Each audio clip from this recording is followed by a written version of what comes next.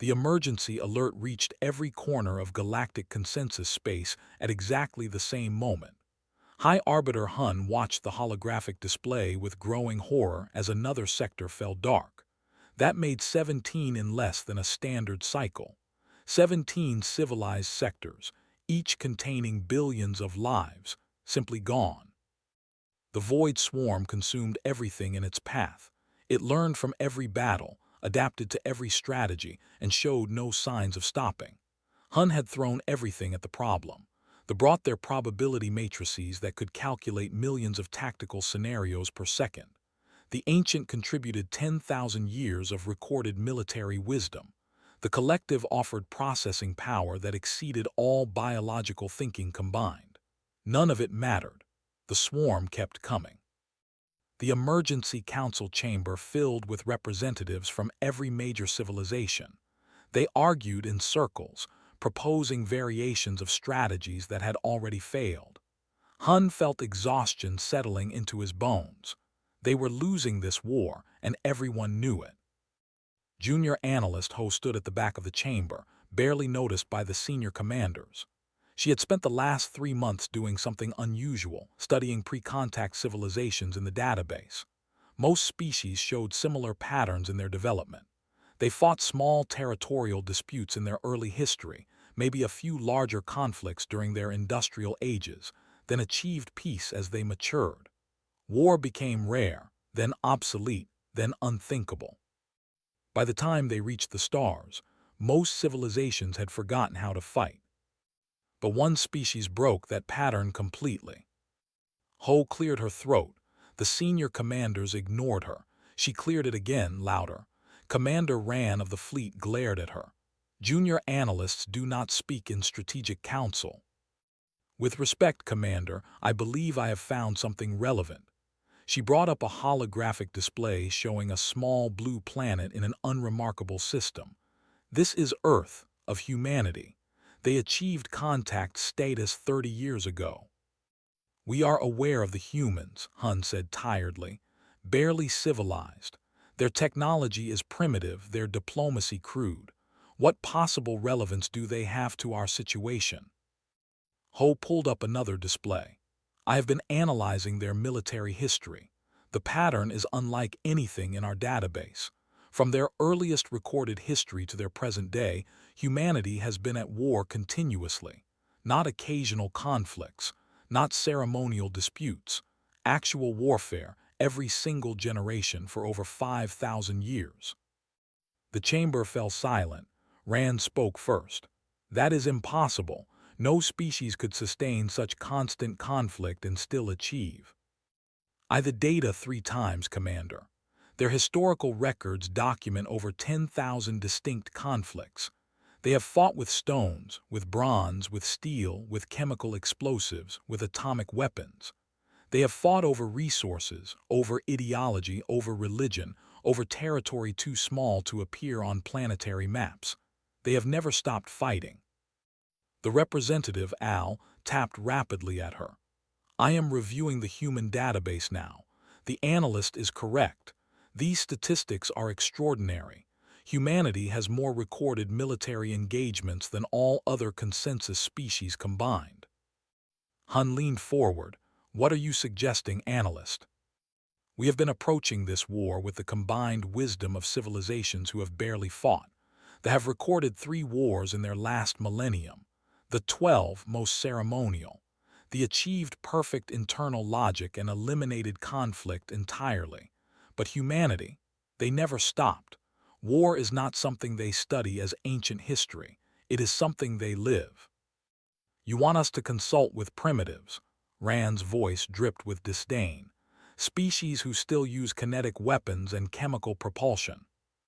I want us to consult with the only species in known space who might actually understand how to fight a war we are losing. Ho met the commander's gaze without flinching. We have tried the wisdom of peace-loving civilizations. Perhaps we need the wisdom of warriors. The debate lasted for hours, but the mathematics of desperation won out. 3 more sectors fell dark during the discussion. Hun authorized the contact mission himself. A diplomatic vessel departed for Earth carrying a simple message: "We need your help." The human response came faster than expected.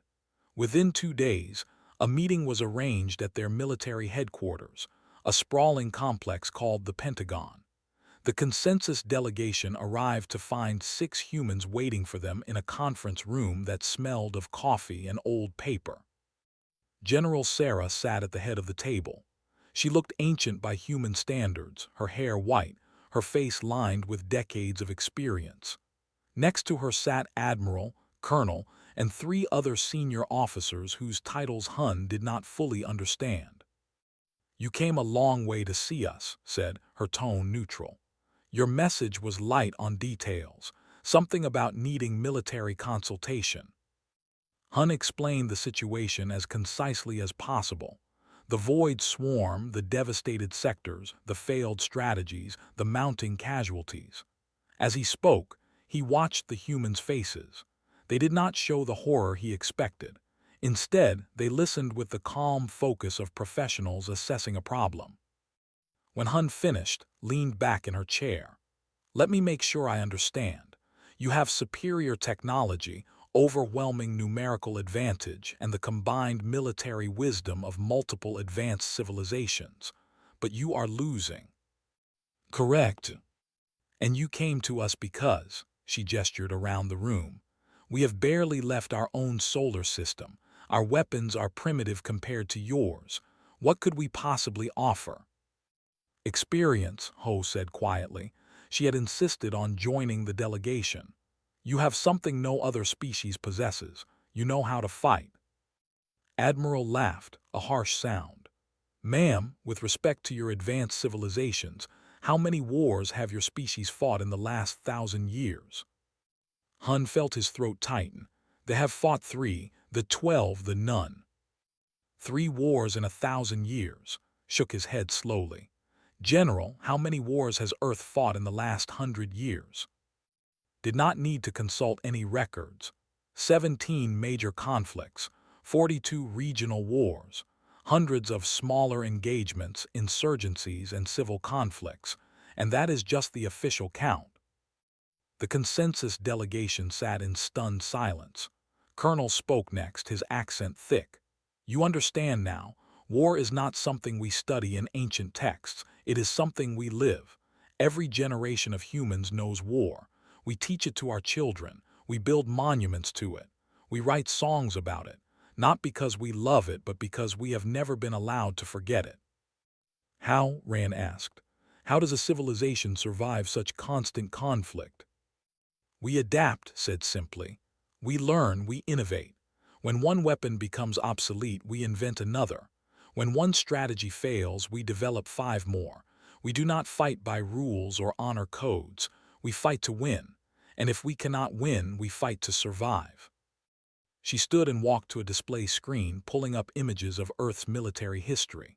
Battles fought with swords and shields, trenches filled with soldiers and mud, tanks rolling across fields, aircraft dropping bombs, nuclear mushroom clouds rising into the sky. This is our history, not proud, not noble, but effective. We learned how to wage total war, how to fight when outnumbered, how to win when victory seems impossible, how to make the hard choices that peace-loving species cannot make. Hun watched the images scroll past. The scale of human conflict was staggering. "You said you fight to survive, but you fight each other. Why?" "Because there was no one else," said quietly. "We are a young species on a harsh world.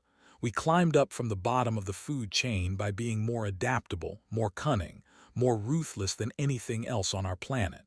When we ran out of predators to fight, we fought each other. Not because we wanted to, but because competition made us stronger. It made us survivors." She turned to face the delegation directly. "You came here because you are desperate, because your civilized approach is failing. You need to understand something before we go any further. If you ask for our help, we will teach you how humans fight wars. But human warfare is not clean. It is not honorable. It does not follow rules that both sides agree to respect. It is brutal and terrible and effective. Are you prepared for that?" Hun thought of the 17 dark sectors. He thought of the billions already lost and the trillions more who would die if the swarm continued unopposed. He thought of his own civilization's proud history, 10,000 years of accumulated wisdom and culture. Then he thought of all of it disappearing into the void. "We are prepared," he said. "Teach us." Nodded slowly. "Then we will come, but understand this, High Arbiter. You are not just asking for our strategies. You are asking us to change how you think about war itself. Once you learn what we have to teach, there is no going back. Your civilizations will never be the same." "The alternative is extinction," Hun replied. "We will adapt." "Famous last words," Admiral muttered, but he was already gathering his materials. Within hours, the 6 human military advisors were aboard the consensus vessel, heading for the front lines. As Earth disappeared behind them, stood at the viewport, watching her shrink to a point of light. Colonel joined her. "Do you think they understand what they are asking for?"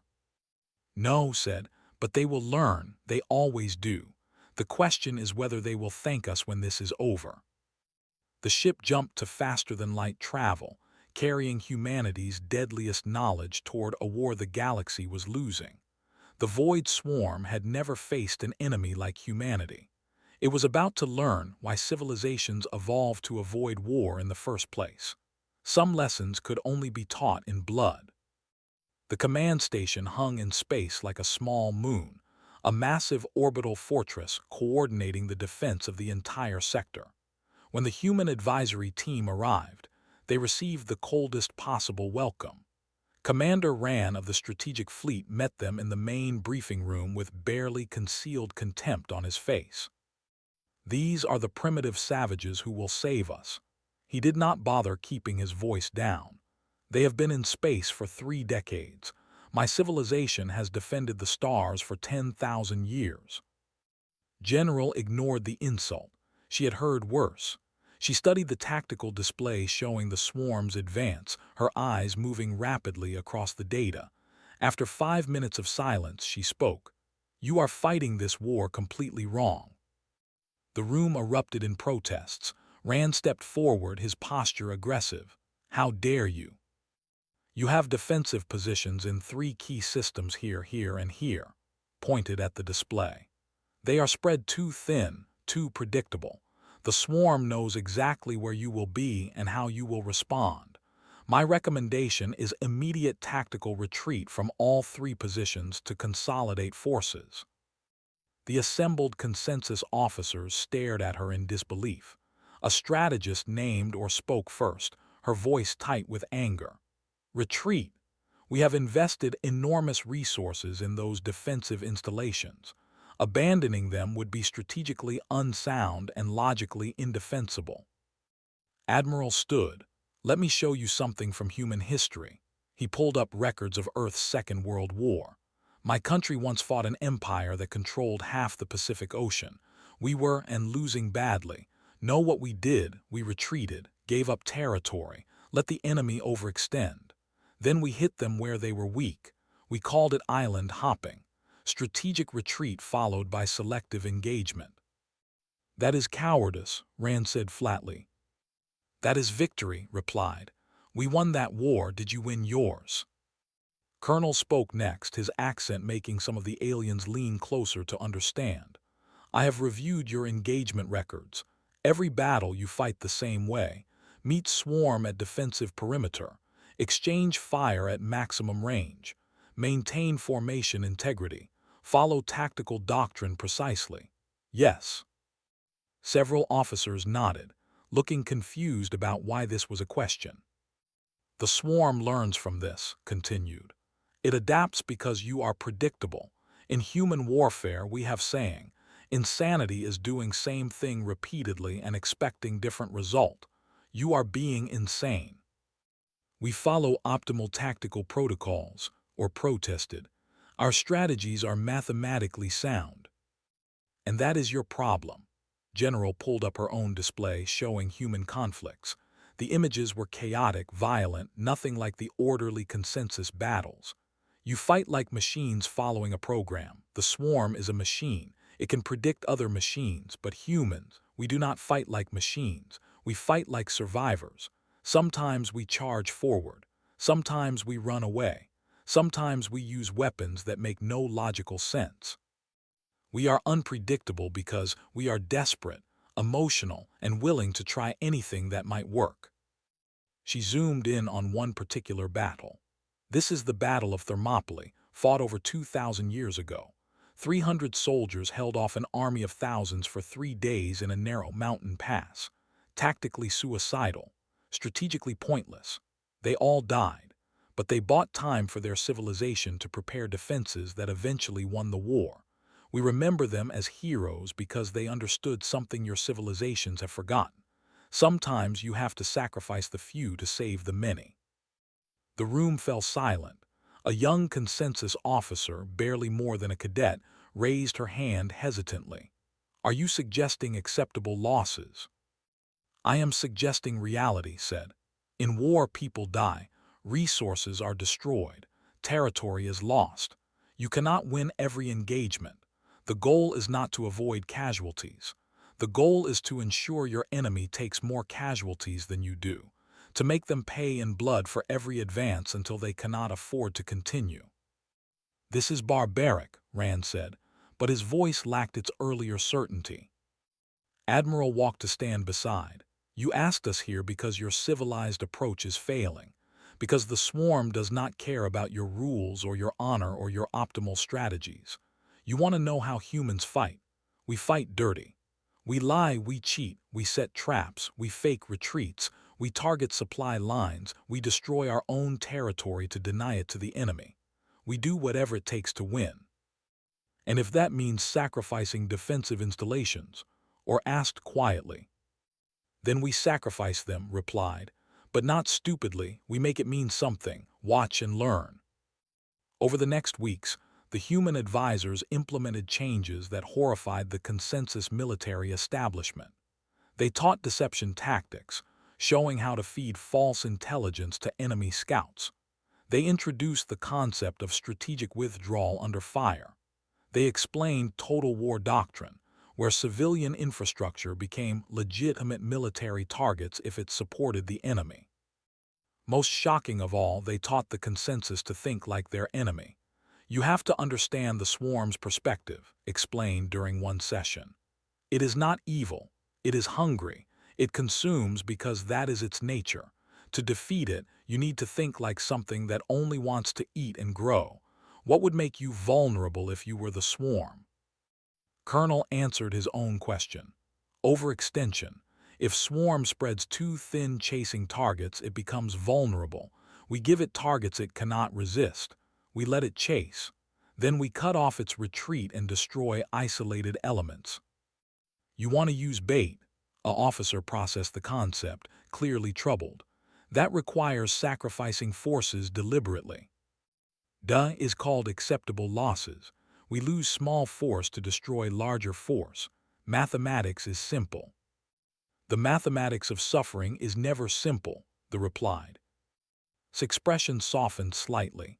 No, it is not, but the mathematics of extinction is very simple. 0. That is what happens to your civilizations if you lose this war. 0 survivors, 0 culture, 0 everything. I am asking you to make terrible choices so that some of your people live instead of none of them. The first test of human strategy came at the Battle of Station. Against every consensus protocol and centuries of military doctrine, General ordered a full retreat from the strategically vital system. The consensus commanders watched in horror as their forces abandoned defensive positions and fled before the advancing swarm. Rand confronted on the command deck. You have doomed us. Station guards the approach to 14 populated systems. I know, said calmly, watching her tactical display. That is why the swarm will commit heavily to take it. Watch. The swarm poured into the system, consuming the abandoned defensive installations, spreading itself across multiple planets to harvest resources. Its formations lost cohesion as it dispersed to feed on the easy targets humanity had left behind. Then gave the order, all units execute Operation Anvil. From three different vectors, consensus fleets emerged from hiding positions inside asteroid fields and behind gas giant moons. They had been waiting there for days, maintaining complete communication silence, their ship's power signatures masked by human-designed stealth technology. The swarm, overextended and dispersed across the system, found itself caught in a killing field. The human weapons surprised the swarm most of all. Nuclear-pumped lasers that delivered massive energy spikes, kinetic kill vehicles that were basically rocks accelerated to relativistic speeds, weaponized debris clouds that shredded swarm vessels. Nothing sophisticated, nothing the swarm's adaptation protocols had encountered before, because the consensus had considered such weapons too primitive to use. The battle lasted 8 hours. When it ended, the swarm had suffered its first major defeat in over a year. 30% of its forces in the sector were destroyed. The rest retreated in disarray. On the command deck, Rand stared at the tactical display in disbelief. Around him, consensus officers celebrated, a rare show of emotion in the normally reserved military command. He approached General slowly. "I owe you an apology," he said quietly. "I called you primitive savages. I was wrong." Shook her head. "You were not wrong. We are savages. We come from a savage world that taught us savage lessons. But savagery has its uses when you face an enemy that wants to devour you." She gestured at the tactical display showing the swarm's retreat. "They expected you to fight like civilized beings following rules. We showed them what happens when rules disappear. Welcome to human warfare, Commander. It only gets uglier from here." Word of the victory spread through consensus space at faster-than-light speeds. Suddenly, every fleet commander wanted human advisors. The 6 original advisors split up, each taking command of different sectors, teaching the consensus how to fight without honor, without mercy, without rules. General stood on the observation deck weeks later, watching consensus ships practice human-style maneuvers. Beside her, Hun looked troubled. "My people are changing," the High Arbiter said. "Young officers trained by your methods show a ruthlessness that frightens their commanders. Civilian populations protest our new tactics. Some of our oldest civilizations are withdrawing from the war rather than employ human strategies." "Change is painful," acknowledged.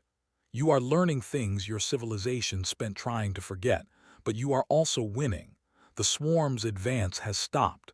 You are retaking lost territory. Your populations are surviving. That is what matters."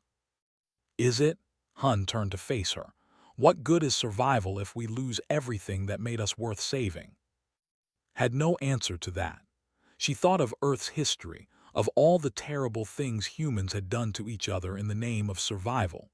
She thought of the scars her own planet still carried from centuries of warfare.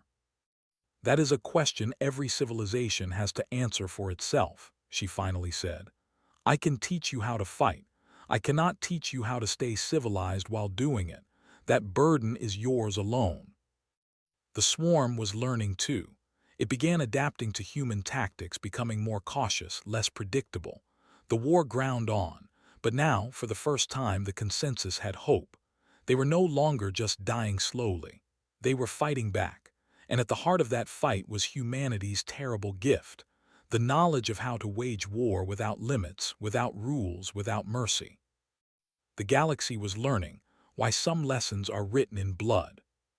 6 months after the first human advisors arrived, the war had transformed completely. The Void Swarm's relentless advance had not just stopped but reversed. Across multiple sectors, consensus forces pushed the enemy back using tactics that would have been unthinkable a year earlier. Human strategic doctrine spread through military academies like wildfire. Young consensus officers studied Earth's military history with the fervor of religious converts. General Sarah had become a legend. The other species called her the Demon General, though never to her face. She had orchestrated 17 major victories, each one employing strategies that violated centuries of consensus military tradition. She won battles by sacrificing smaller forces to trap larger ones. She destroyed valuable resources to deny them to the enemy. She fought without honor and delivered results. But the cost was becoming impossible to ignore. High Arbiter Hun summoned an emergency session of the Consensus Council. Representatives from every major civilization gathered in the Grand Chamber, and for the first time since the war began, they were not there to discuss the swarm. They were there to discuss humanity. The ambassador spoke first, her voice heavy with grief. 3 months ago, following human tactical recommendations, we executed a controlled retreat from the system. As instructed, we employed scorched earth protocols, destroying all industrial infrastructure to deny it to the swarm. The operation was successful. It was also devastating. That infrastructure supported civilian populations on 14 moons. We caused more casualties through our retreat than the swarm would have caused through conquest. A representative stood next. Our fleets have adopted human weapons systems, kinetic bombardment, nuclear weapons, chemical agents. These were banned by the Consensus Accords for good reason. Now we deploy them as standard armaments. We have become what we spent evolving beyond. The collective spokesperson, a glowing holographic construct, shimmered with distress. We must address the cultural contamination. Young officers trained by humans show psychological profiles inconsistent with consensus values. They speak of acceptable losses, strategic sacrifice, necessary evils. They have internalized warfare as a permanent condition rather than an aberration to be corrected. Hun listened to the complaints, feeling the weight of command pressing down on him. He had authorized bringing the humans in. This was his responsibility. The alternative was extinction, he said quietly. We were losing. Were we? The ambassador's question hung in the air. Or were we simply losing slowly enough that we might have found another solution? We will never know because we chose the human path. The debate raged for hours.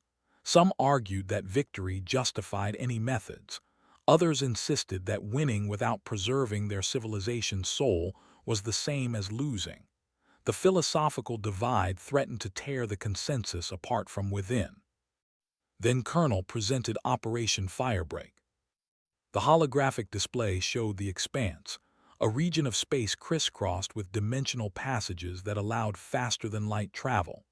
The swarm's main force, nearly 40% of its total mass, was currently advancing through the expanse. Its proposal was simple and horrifying. Collapse all the dimensional passages simultaneously, trapping the swarm in a region of space it could not escape from. The swarm will be isolated, explained, his accent thicker than usual. It cannot escape, cannot call for reinforcements, will eventually consume all resources in expanse and starve. The expanse contains 30 inhabited systems, a counselor said slowly, with a combined population of 8 billion civilians. I am aware. You are proposing we trap 8 billion of our own people along with the swarm. I am proposing we sacrifice 8 billion to save 80 billion in neighboring sectors. Mathematics is clear, is terrible mathematics, but is correct mathematics. The chamber exploded in outrage. Representatives shouted over each other, their translators struggling to keep up. Ancient civilizations with thousands of years of peaceful philosophy confronted the brutal calculus of human warfare. Some called it genocide, others called it necessary. All agreed it was monstrous. The vote was scheduled for the following day. That night, the ancient philosopher Hex requested a private meeting with General. They met in a small observation room overlooking the stars. I wanted to see the face of the person who is destroying our civilization, Hex said. Despite the harsh words, his tone was more sad than angry. Did not flinch. Your civilization was already dying. The swarm was destroying you slowly enough that you could pretend otherwise. Perhaps, but there is a question I must ask. Hex moved to stand beside her at the viewport. What value is survival if we lose everything that makes us worth saving? You speak of victory as if it is the only measure that matters, but we are not humans. War is not natural to us. Peace is not a luxury we indulge in between conflicts. It is the foundation of everything we are. And the swarm does not care, replied. That is the harsh truth you need to accept. Your philosophy, your values, your 10,000 years of wisdom, none of it matters to an enemy that only wants to consume you.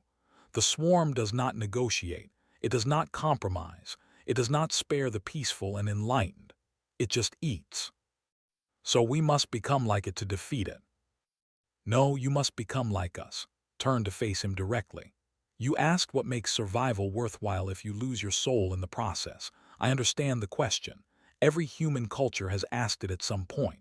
But here is what we learned through 5,000 years of continuous warfare. You cannot afford philosophical debates while your children are being slaughtered.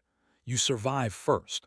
Then, if you are fortunate, you figure out how to live with what you did to survive. Hex was silent for a long moment. Your species evolved on a harsh world. You said this during your first meeting with the Council.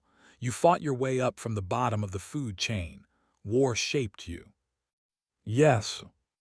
Then perhaps this is the fundamental difference between us. We evolved to thrive. You evolved to survive. Those are not the same thing. No, agreed. They are not. And right now, your civilizations need to survive more than they need to thrive. Operation Firebreak is a terrible option. It may be the most terrible choice I have ever recommended, but it will work. It will break the swarm's main force and turn this war decisively in your favor. The question is whether you can live with yourselves afterward. Can you? His expression hardened. I have lived with worse. Every human commander has. We carry our dead with us and we carry the weight of the decisions that killed them.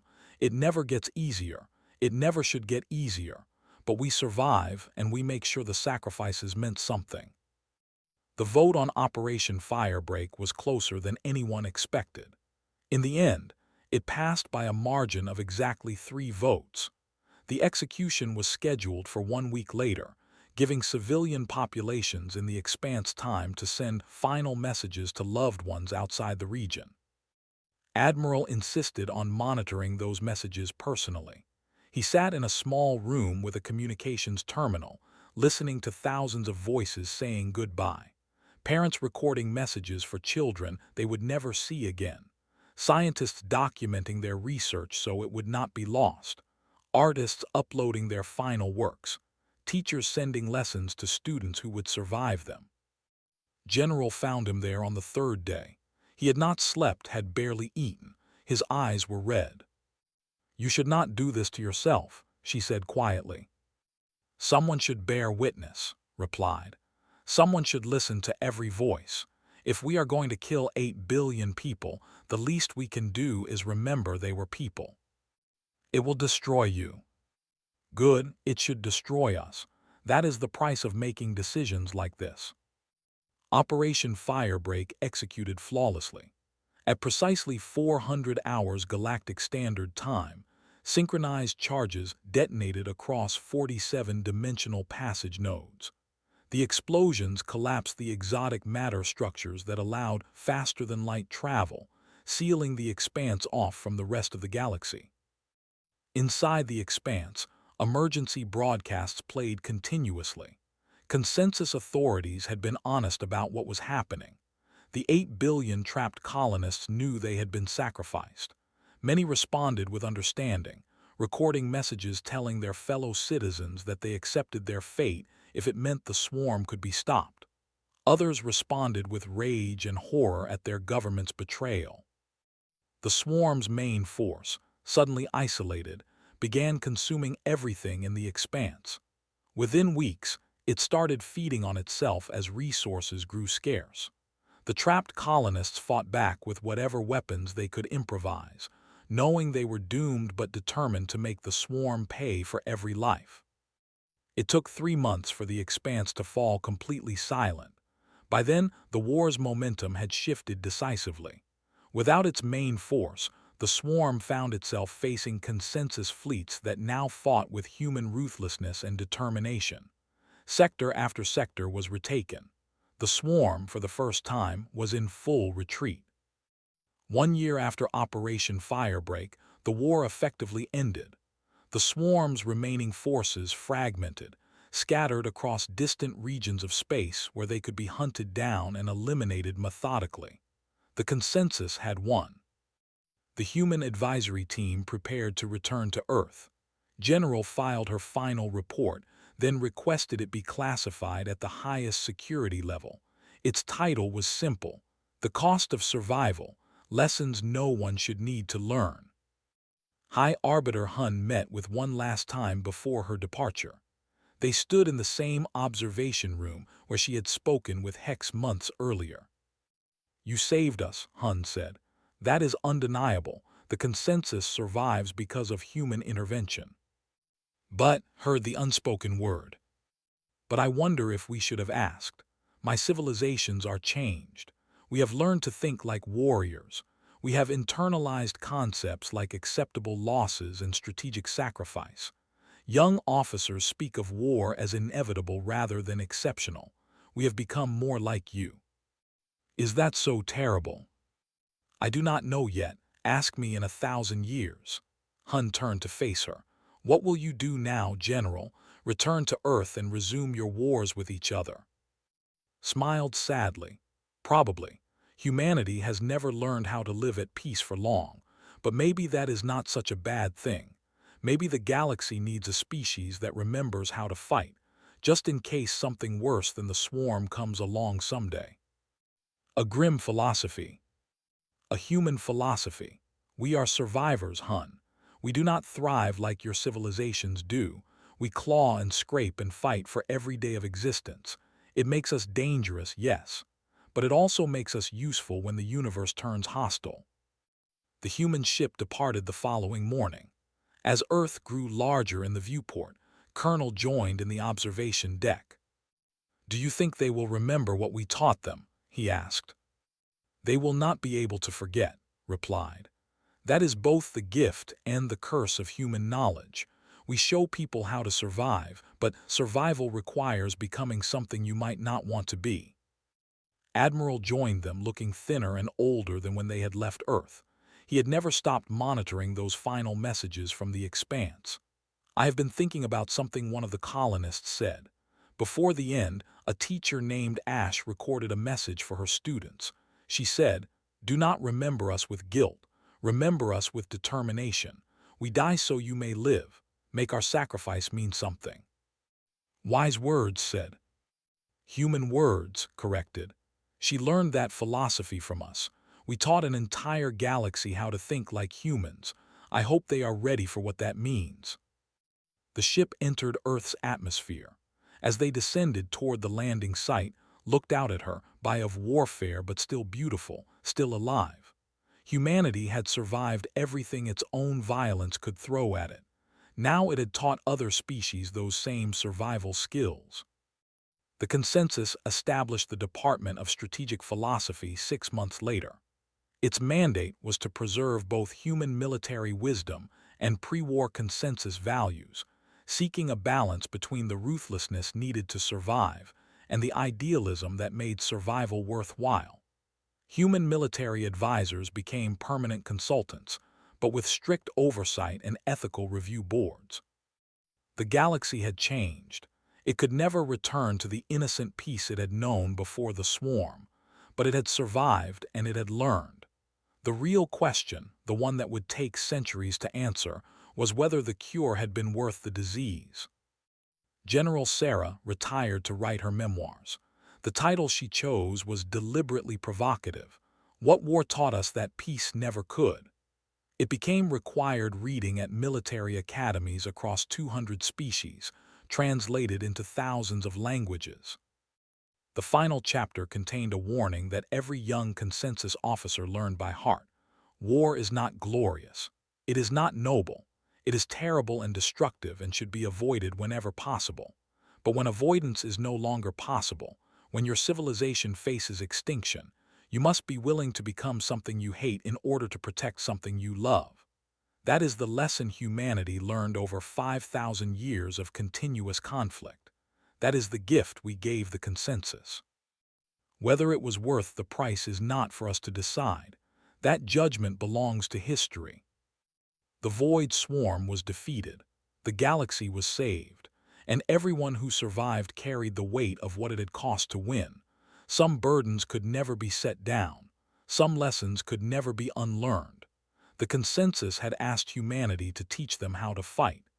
They got exactly what they asked for, and they would live with the consequences forever.